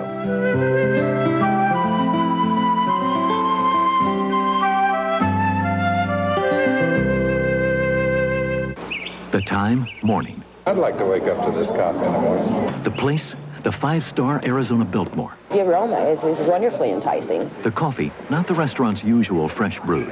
Today, it's been secretly switched to Folgers Crystals. It would help wake us up. It would help wake us up even better. Going. I'm amazed. Actually, I'm overwhelmed. It's instant coffee. This would start my day off great. Mountain-grown Folgers Crystals. Coffee rich enough to be served in America's finest restaurants. I'll drink to that.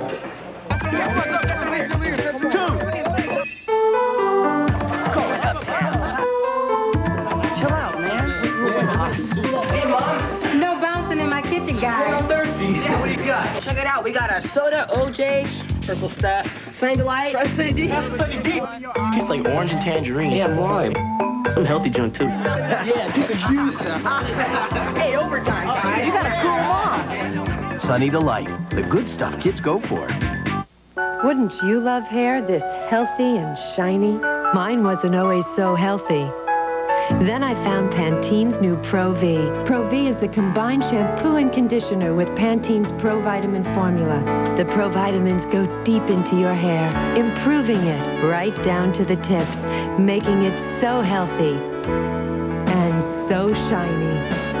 New Pantene Pro V for hair so healthy it shines. Try it. You'll see. It was unreal. You woke up with morning breath. You were meeting Miss Wonderful for breakfast, and instead of minty fresh scope... Where's my scope? There was something from the medicine-y mouthwash. It looked blue, but it still smelled somewhat medicine-y. I need my scope. It's okay. Relax. It was all a dream. You do have scope. It's minty through and through and kills 90% of morning breath bacteria. So you use minty fresh scope, and you kiss morning breath goodbye.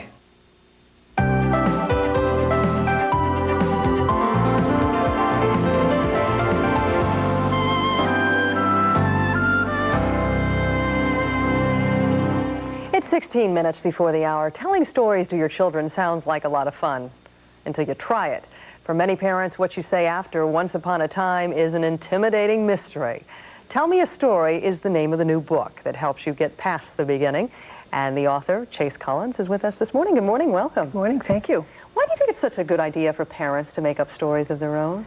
Because no one knows the child better than the parent, and it's just a beautiful way to communicate on a level that the child really listens to. When you say once upon a time and create an adventure for the child is really listening, and you can give some beautiful words to the wise.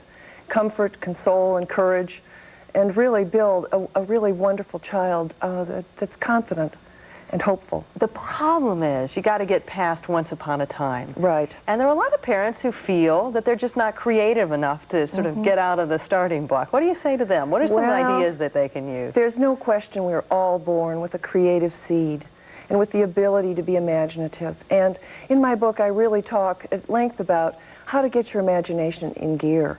And the main thing that I encourage parents and grandparents to realize is that that child you know so well is a great role model for associations and playfulness and whimsy and all the things that go into being an imaginative person. So take a clue from the child, trust yourself, and want to do it.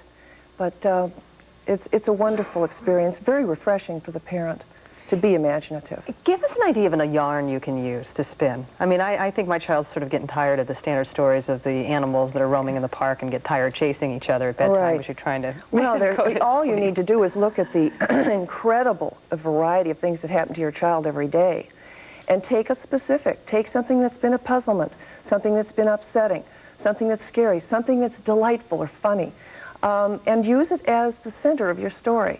Create a likable hero. Start with Once Upon a Time. That's the magic door. But then create a likable hero who sets out on a journey. The hero is your child, really. And the journey involves something specific that's happened during the day. Or the character itself is something like your child. And they run into a difficulty, a puzzlement, and solves it himself or herself, and returns home with a happy ending, a very important part of creative storytelling for children. What got you started telling stories yourself? Well, I was exhausted actually one night. As we all are when we get home. Mental confetti of a mother of a 2-year-old. And we always read books at bedtime. I think books are very important to read to children. But I just didn't have the steam. I wanted to lie down. And because my father and mother had both been storytellers, I thought, well, I'm going to invent a story tonight. Laid down on the bed, took her hand through the cribs bars, and we had a wonderful story. She loved it, and I just began something that lasted for many, many, many years as being a mother. And I'm sure you found the kids react to that in a very personal way. They know the difference. They between know a custom-made story, obviously, and one that's being read to them. This is very specific to your child, very specific to your child's nature. If your child is shy, musical, silly, frightened of something, you can always find a way to touch base with that child. Give your values, your experience, by way of a gentle, imaginative story. Oh, you have some great ideas. Chase Collins, thanks for dropping by. Thank you Name of your very book, much. Tell Me a Story. Thanks. And you've done that this morning. 12 minutes before the hour. Stay with us for Ron Reagan Jr., that is, the former president's son, takes a turn at convention coverage. We'll be right back. This morning's health segment was sponsored by Liquid Dial, the antibacterial liquid soap that kills germs.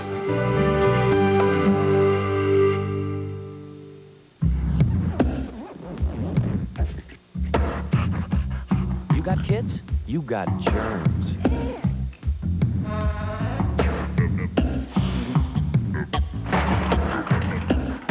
Hold it. You definitely need Liquid Dial.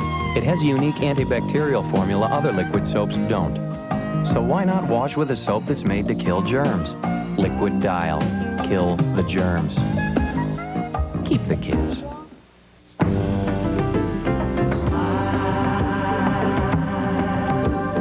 All I need to see your Rembrandt smile. You make the world a brighter place. I love to see your smiling face. So smile. Rembrandt Whitening Toothpaste. Over 40,000 dentists recommend it for clinically proven safe whitening. Knock out the flea and tick problem for good. Hit him with the old 1-2 combination punch from Hart's. Get rid of them with the Hart's 2-in-1 Rib Flea Shampoo. Those tough bubbles knock out fleas and ticks while leaving Rocky looking and smelling like a champ. Follow through with the Hart's 2-in-1 Collar. It stops fleas and ticks dead for up to 5 months, even if it gets wet. Hart's 2-in-1 Rib Flea Shampoo and a Hart's 2-in-1 Collar. That's the Hart's 1-2 punch. It's murder on fleas and ticks. Hart's. Everything good for your pet. Oh, great. Just what my stomach needs. Here comes my obnoxious boss. Hi, Daddy. Oh, boy. Better make it Malox. Because for moments like this, nothing Mylanta makes neutralizes as much stomach acid as Extra Strength Malox Plus. So why take anything else? We were just talking about you. Nice, I hope. My mother's here, too. Great. Nobody knows your stomach better, so you better make it Malox.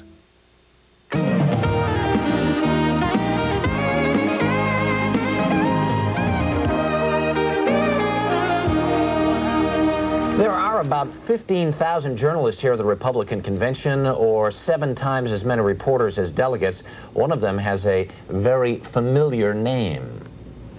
Now, a lot of people we've talked to said that George Bush doesn't seem very comfortable with the medium of television. He doesn't seem relaxed and natural on television. As relaxed and natural, say, as Bill Clinton does. He wasn't as relaxed as your father, but I think he's as relaxed as Clinton. Okay. All right. Good enough. Thank you. Thank you. Ron Reagan is covering the convention for cable TV's E! Entertainment Television, and he joins me here in the Astrodome this morning. Good morning. Good morning. Thanks for getting up this morning. Well, no problem. You here last night? Did you watch your father? Actually, I watched him on television. Since what we're actually doing is a special, an hour on the media and the political process, television and presidential races in particular. So I thought it would be fitting to watch it on television. And besides, I had to get up early to come down here. So, and I'm like an hour from the convention here, out in a hotel somewhere. As a reporter, how'd he do?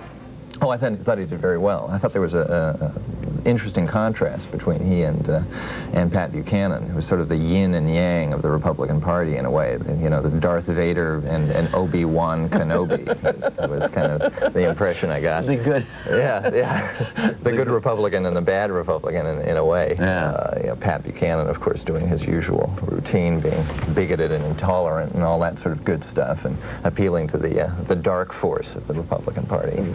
I'm interested as a son. That's your reporter's reaction to last night. What's a son's reaction? Oh, I was very proud of him for, you know, I mean, he's 81 years old. Not too many 81-year-old guys can step up to the bat like that, or to the plate and hit one out of the park, and I thought he did.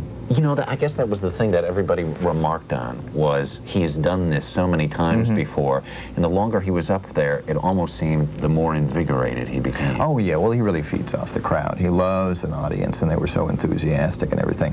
It poses a problem, of course, for George Bush, who now has to come and make his own speech. And, you know, as David Brinkley, I think it was, said yesterday, Ronald Reagan is going to show up at the convention and show Republicans how to make a speech. And I'm sure that all the speechwriters now for everybody, and in particular George Bush, are busily doing rewrites even as we speak. You know, you almost have to take a page out of the speech that your father gave last night, and people are going to wonder if George Bush is any Ronald Reagan. I think they've already made up their minds about that. What angle are you looking for here? What different perspective do you feel like you bring? Well, again, what we're doing is an hour documentary on television and presidential races, and what we've sort of decided is that you cannot understand the political process anymore, nor candidates for the presidency, unless you understand what television is about. Smart candidates understand television and they know how to use it, and smart voters will realize that and judge candidates in the context. From beyond it, or just, well, smart candidates will know not to judge them just on their television appearances, or? Yes, I mean, they'll know what the media is about, and they'll know how candidates are using the media. I mean, you have to look at what television does and what television is all about. It's a marketing medium, of course, which means it lends itself to politics very well. Politicians are trying to sell themselves, and you know, everybody else is trying to sell something on television. But as everybody knows, it favors image over substance, action over thought, jargon over rationality. All those things politicians have mastered a long time ago.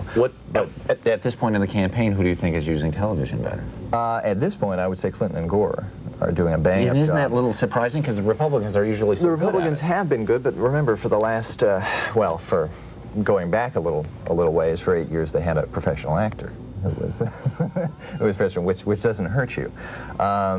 George Bush is uncomfortable on television. You can tell that. He doesn't like the camera, he gets nervous, and the camera doesn't lie, and it goes right in there, as you well know, of course. And every sweat bead on your upper lip, every facial tic, your body posture and everything it is revealed, and people judge your personality by that. And God knows we're telling the truth here this morning. Yeah. Well, we try, don't we? Ron Reagan, we thank you so much for coming by this morning. Thanks for having me. Do appreciate it. 5 until the hour. We'll be right back. 2 coffees and a sweet and low.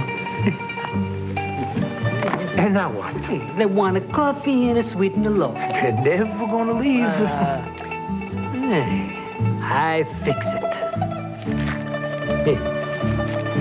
Oh, salamia. We asked for sweet and low. I'm so sorry. This is all that we got. Well, then we're leaving. So soon. Sweet and low. For millions of people, there's just no equal.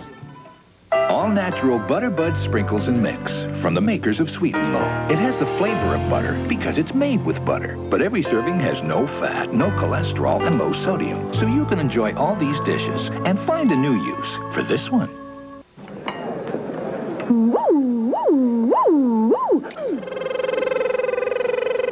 Only one adult cereal could be this much fun to eat.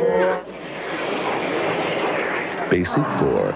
A colorful mix of lightly toasted flakes, sweet and tangy fruits, and crunchy nuts. Splash on cold milk and you get something tasty from each of the 4 food groups. Basic 4, the adult cereal. With a taste that never grew up. Must be the new guy. Who's out there digging deeper, probing further, because inquiring minds want to know? The National Enquirer.